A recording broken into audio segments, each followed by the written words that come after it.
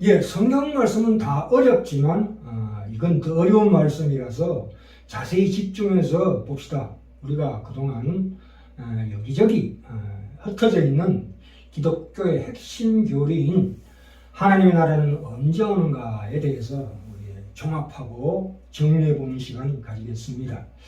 누가복음 17장 20절 볼까요? 바리새인들이 하나님의 나라가 어느 때 임하나이까 묻거늘 예수께서 대답하여 가라사대 하나님의 나라는 볼 수 있게 임하는 것이 아니요 또 여기 있다 저기 있다고도 못하리니 이렇게 말씀하고 계십니다.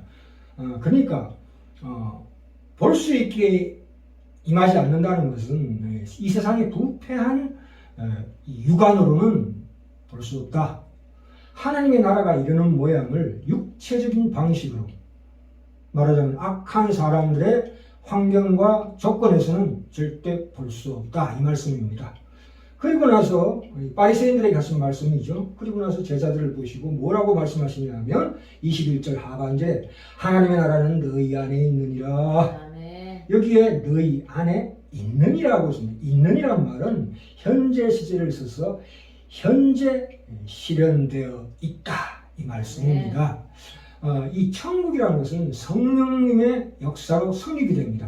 그러니까 성령을 받은 자만이 알 수 있다, 볼 수 있다 이 말입니다. 그것은 요한복음 16장 8절에 정확하게 나와 있습니다. 보혜사 성령님께서 오셔서 죄에 대하여, 의에 대하여, 심판에 대하여 세상을 책망하시리라. 성령님은 보혜사이십니다. 보혜사라는 것은 우리를 위로하시는 분이시지만 우리 개개인을 구원의 길로 인도하시지만 그보다 더 큰 사역이 있습니다. 객관적인 사역이라고 합니다. 그래서 무슨 얘기냐? 예수 그리스도께서 세상이 죄인이라고 못 박은 피고입니다.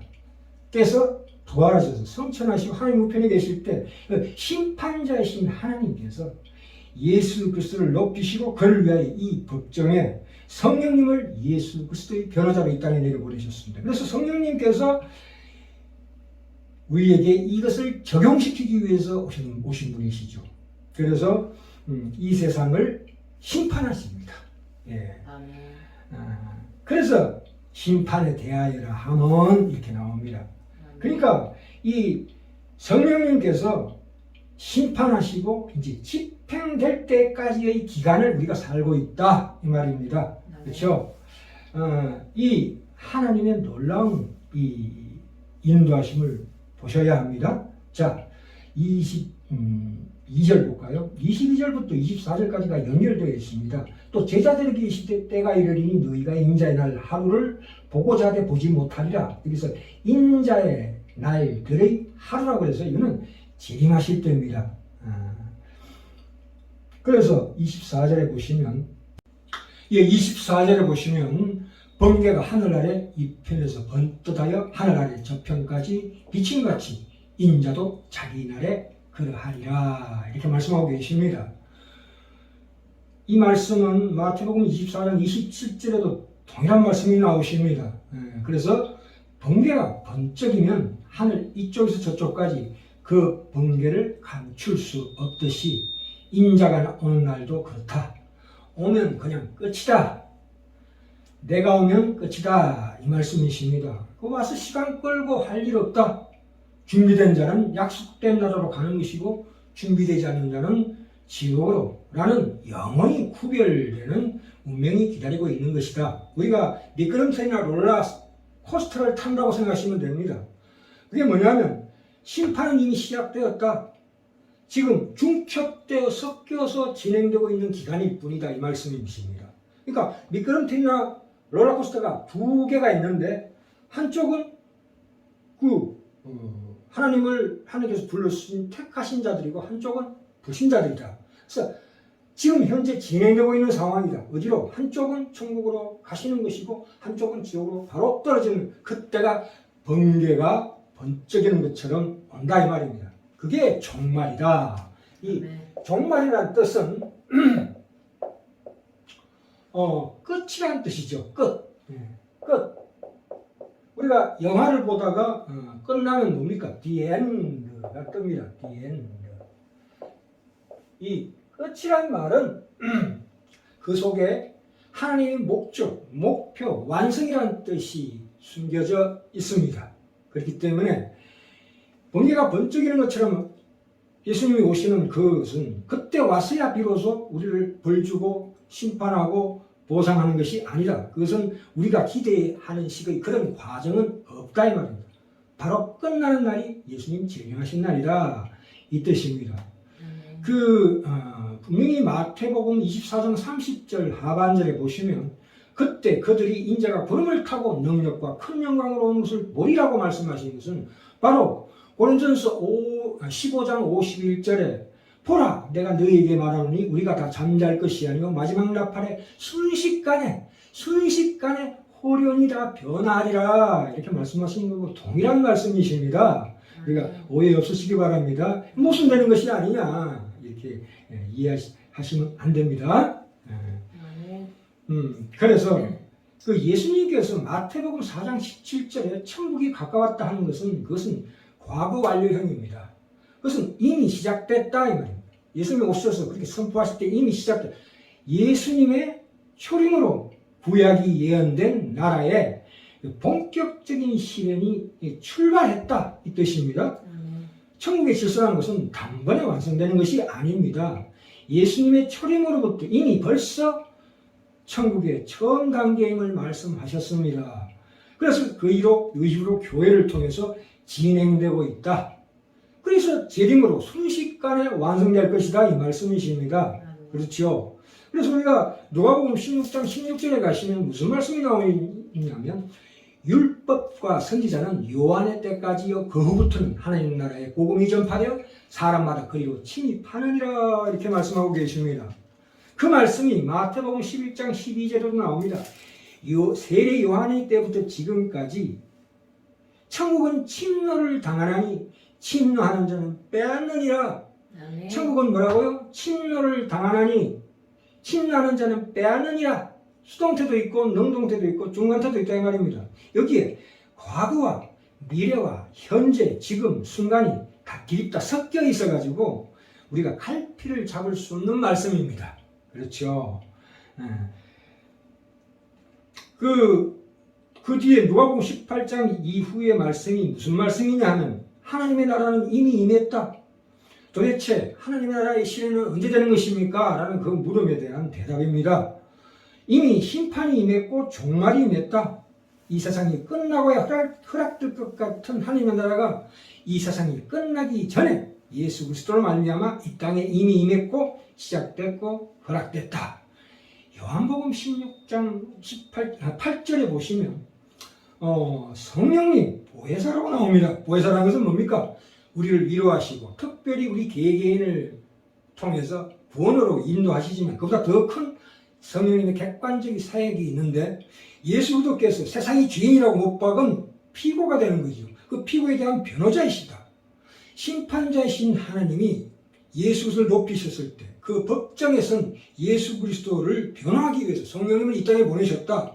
성령님이 이 땅에 오셨다는 것은 심판에 대하여라 함이라 이렇게 나오죠. 요한복음 16장 8절에 그가 와서 죄에 대하여 의에 대하여 심판에 대하여 세상을 심판하시리라. 심판에 대하여라 함은 이 세상 임금이 심판을 받았음이니라 이렇게 나옵니다. 그래서 이 하나님께서 심판이라는 것은 지금 집행될 때까지의 그 시간이 지금 현재다 이 말씀입니다. 집행되면 그걸로 끝입니다. 그렇죠? 아까 말씀드렸죠? 뒤에도 하면 막이 뚝 떨어지기 때문에 번개가 번쩍이듯이 이렇게 예수님이 오셨을 때는 이미 끝난 것이다 이 말입니다. 그때 왔어야 비로소 뭘 심판하고 보상하는 것이 아니다. 그 심판과 보상은 지금 현재 심판과 종말과 천국이 우리 안에 임했으며 이 땅에 이루어지고 있다 이 말씀이십니다. 예. 우리가 이 시점에서 우리가 한번 따져봅시다. 하나님의 약속이라는 것은 하나님께서 미리 보내십니다. 누구를? 예수님을, 성령님을 미리 보내셨다. 하나님께서 그 미래를 현재로 보내셨다 이 말씀입니다. 지금 여기에서 우리의 오늘의 삶에서 미리 맛보게 하신다 이 말씀입니다. 이 복음서에 보시면 이 종말의 시점이 복합적으로 나타납니다. 아까 말씀드렸죠. 마태복음 4장 17절과 마가복음 1장 15절에 하나님의 나라가 가까이 왔으니 이렇게 말씀하시는 것은 과거 완료입니다. 이미 시작됐다, 출발했다 이 말씀입니다. 그 다음에 오늘 읽은 누가복음 17장 21절에 하나님의 나라는 너희 안에 있느니라, 이거는 현재 시제라고 분명히 말씀드렸습니다. 그래서 가까이 왔다, 이미 시작되었다, 누가복음에서 현재 시제를 써서 하나님 나라가 지금 실현되어 있다 이렇게 말씀하고 계십니다. 그래서 로마서 8장 19절은 또 미래에 대한 말씀을 또 하고 계십니다. 무슨 말씀이십니까? 피조물이 고대하는 바는 하나님의 아들들이 나타나는 것이라 이렇게 말씀하고 계십니다. 우리가 하나님의 일에 동참된 자로 이 땅에 와 있다입니다.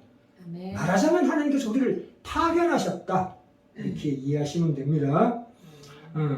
우리가 이 바울도 똑같은 말을 합니다. 바울의 경우에는 하나님 나라라는 말을 잘 쓰지 않고 부활, 새 시대의 도래, 심판, 성령의 선물 등 이 종말론적인 사건이 일어나는 때를 각기 다르게 묘사합니다. 어떻게 묘사합니까?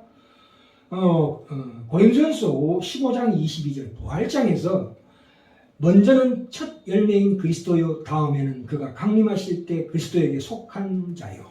그죠? 부활에 대해서 말씀하고 계십니다. 이게 이 종말과 연결되는 말씀이십니다. 현재에 대한 말씀도 있습니다. 고린도후서 5장 17절에 그런즉 누구든지 그리스도 안에 있으면 새로운 피조물이라 이전 것은 지나갔으니 뭐라고요? 보라, 새 것이 되었더라. 이건 현재 시점을 얘기하는 거지요. 또 미래 시점도 나옵니다. 아까 말씀드렸죠. 피조물이 고대하는 바는 하나님의 아들이 나타나는 것이니 로마서 8장 19절.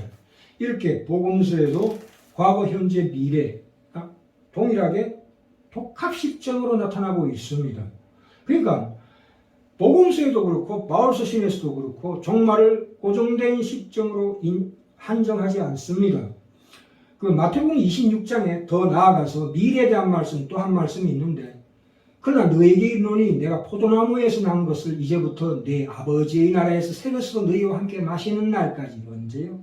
결국 완성되는 직접적으로 가는 장소적인 천국에서 너희와 함께 마시리라 이렇게 말씀하고 계십니다. 그러니까 과거와 현재와 미래가 함께 공존하는 이 종말날의 기가 막힌 하나님의 뜻이 있습니다.